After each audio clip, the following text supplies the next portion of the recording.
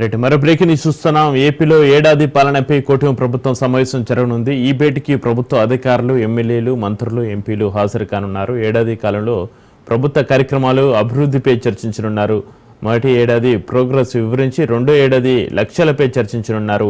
రెండో ఏడాది పాలన లక్ష్యాలను CM Chandrababu, deputy CM Pawan Kalyan వివరించనున్నట్టుగా తెలుస్తోంది.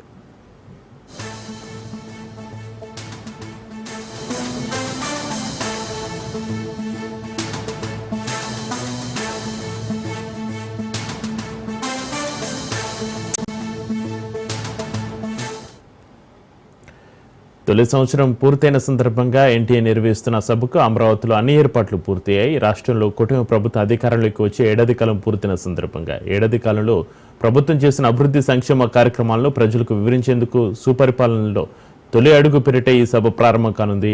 ఏడాది కాలంలో సాధించిన అభివృద్ధిపై చర్చించడంతో పాటు భవిష్యత్తు కార్యాచరణపై ఈ సమావేశంలో సీఎం నేతృత్వంలో విస్తృతంగా చర్చించనున్నారు. స్వర్ణాంధ్ర 2047 విజన్ ప్రణాళికపై కూడా ఈ సమావేశంలో చర్చించనున్నారు.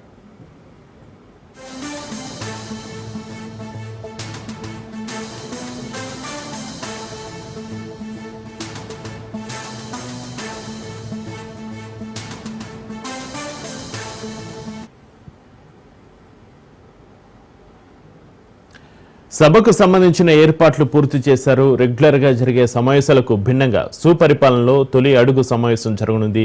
ప్రత్యేక సమావేశాలకు రౌండ్ టేబుల్ని ఏర్పాటు చేశారు.